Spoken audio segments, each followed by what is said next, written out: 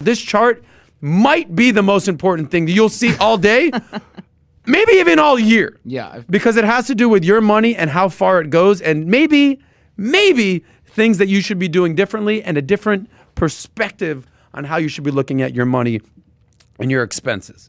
All right. This chart has consumed my life, and now it is going to consume your life. And let's take a look at what this is. This basically is a chart comparing the boomers versus millennials. The boomers versus the millennials. All right. So what you can see here is this. And I'm going to break this all down. Don't get it too far ahead of me. Let me go line by line, break it down, and there'll be a fantastic ending. Break it okay. down for me. So here's what we got. This is boomers versus millennials. These are the major expenses that every person in America has to deal with. Every person in the world, for that matter. Yeah. And this is what the cost of things were in 1990 when the boomers were booming, right? 1990, right. The average boomer today is basically 65 years old, right? So this is 30 years ago. 30 years ago, if they're 65, right? So that's 35. Millennials now, they're all basically in their 30s, late 20s, some are approaching 40. But basically 30 years later, this is the difference in what these major expenses cost. So we're breaking it down 1990 versus 2020 today. Basically boomers when they were in their prime versus millennials who are in their prime today. Boom. Let's start with the 4-year college tuition. David, 4-year college tuition in 1990, 30 grand. Dude, I wish. 4-year college tuition today, this is average, $100,000. Now there's some in-state schools and some cheaper schools that obviously might be less. Yeah. Maybe it's $50,000 for a 4-year degree. But then there's private schools, Ivy League institutions that are $50,000 a year. Yeah, mine was $50K and I got like a $30K grant. Yours was $50K a year? No, excuse me. No. 4 years. This is 4 years. 4 years. Okay. So now on average, let's say $100,000. That is a 233% difference. All right. Average new car price in America, $9,500 back in 1990. You know what we can get for $9,500 today? A jalopy. Yeah. A jalopy. Average new car price today, $37,000. That is a 289% increase. You following along here? Following. 1 gallon of gas, because when you got a car, you kind of got to have gas, unless you're driving a Tesla. Shout out to Elon. Yeah. Average gallon of gas, $1.10. $1.10. Now, with inflation, everything that's going on after the pandemic, supply, demand, oil, OPEC, a lot in the news. Average cost in America today, $3.20. That is 191% difference, right?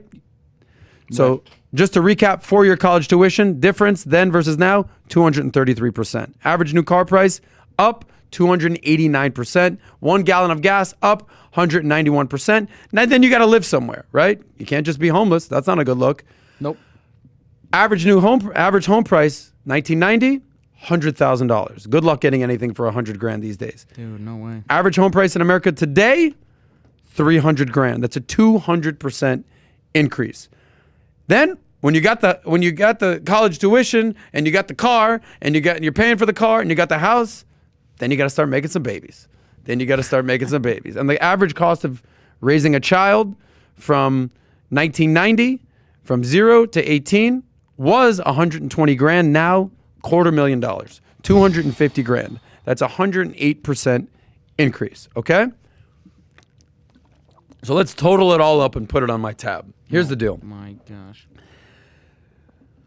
All those major expenses have changed significantly. Would you agree? Would you agree? 100%. Okay. You know what has not changed much? Tell me. You know what has not changed much? Tell me. The median income in America. How much money you make. Median income in 1990, $52,000. Median income in 2020, $59,000. That is a $7,000 difference, which equates to a 13% increase. So let's just back up. Just say like, all right, what are you saying here right now? Yeah. I'm saying everything has gotten way more expensive. Everything costs a lot more. 100, 200, approaching 300% more. But you know what is not a lot more? How much money you're taking home. Okay? How much money? So a 13% increase. So what's my point in all this? Yeah. You know how they say Can't teach an old dog new tricks. Yeah. Can't teach an old dog new tricks. But you know what? Maybe these new dogs out there, can't be doing old tricks. Maybe they need to start learning some new tricks themselves. Okay. Okay, I'm not talking about turning tricks. I'm talking about learning new tricks. All right, so what's my point here? Things have changed clearly. Are you a math guy? You a numbers guy? Me? Absolutely not. You're a production guy. I'm a You're a production creative guy. guy. You're a banter guy. Yeah. I'm somewhat of a math guy. I'm definitely a money guy, right? Absolutely. Here's what I'll tell you. Things have changed tremendously. You know the definition of crazy, David? What's a definition of crazy? Let me know in the comments. May I? Yeah, go ahead. Trying the same thing 1,000 times and expecting different results. Boom. Trying the same thing over and over and over again and expecting different results. You know what percentage of millennials are living paycheck to paycheck right now? Dude, I'd say, 50, 30%? Well, your memory's off because we covered this in the first podcast. First story we ever did, 70% of millennials are living paycheck That's to paycheck. correct. Yep. Okay, so what can you do to have more money? There's only 2 ways to have more money. Day trading. No, that is not one of them. There's only 2 ways to have more money. You can make less or you can spend more. Sorry about that. Sorry. Let me say that again One more time. Sorry, one more time. You got me all confused with the day trading.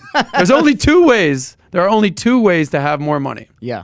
You can make more Bingo. or you can spend less. Did I say that right this time? Yeah, that makes more sense. You can make less and spend more. No, don't do that. Okay.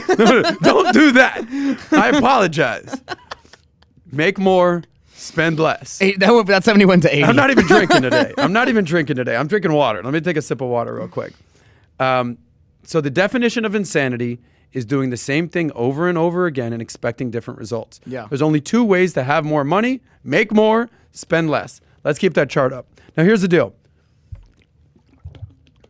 We talked about you can't teach an old dog new tricks. Yeah. We talked about new dogs need some new tricks. Maybe, just maybe, you don't go to college. Or maybe you do the things that you need to do to get a college scholarship. Yeah. Right? Maybe you go to trade school.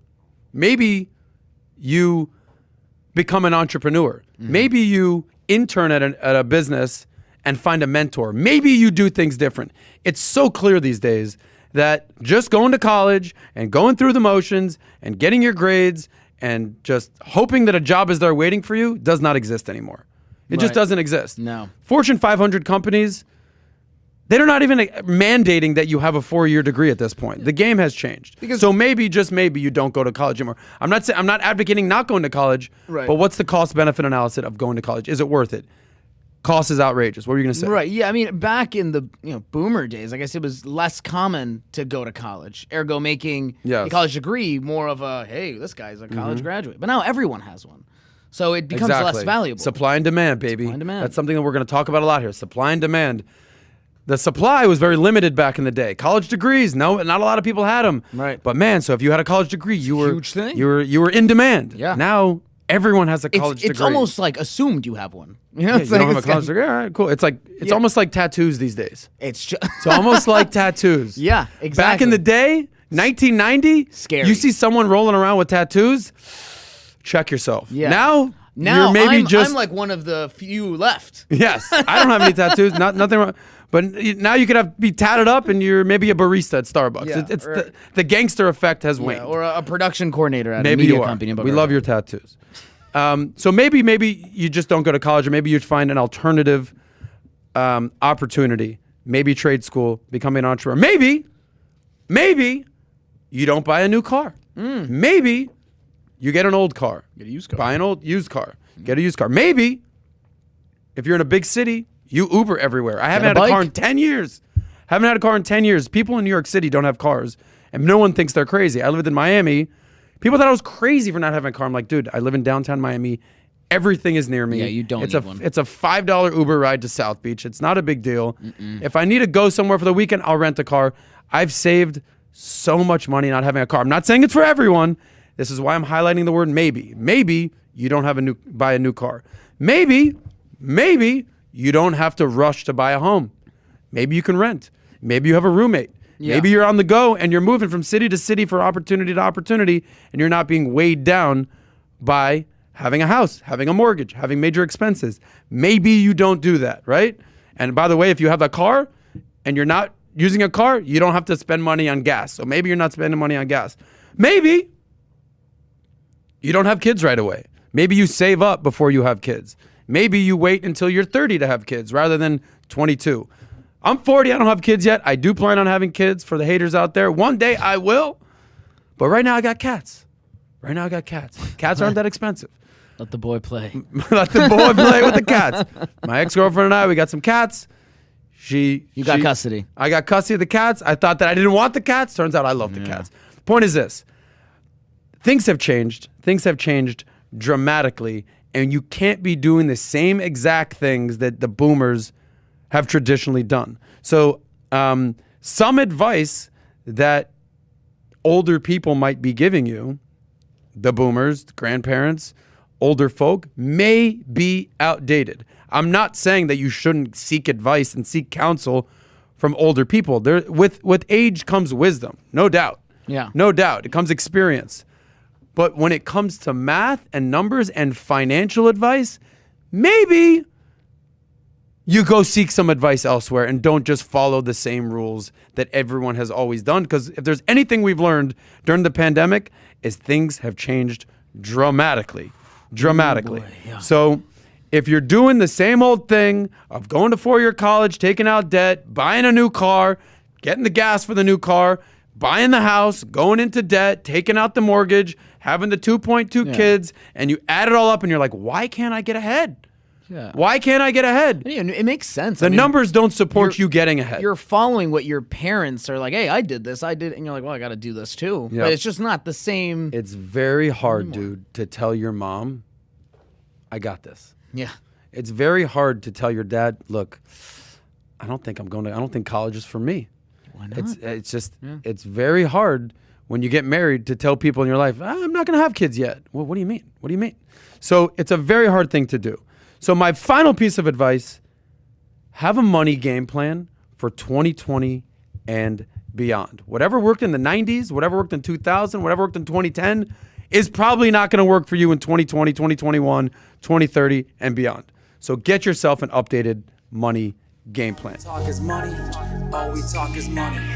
If you enjoyed that short clip from the Soscast, click here to watch another, click here to watch the full episode, or just stay broke.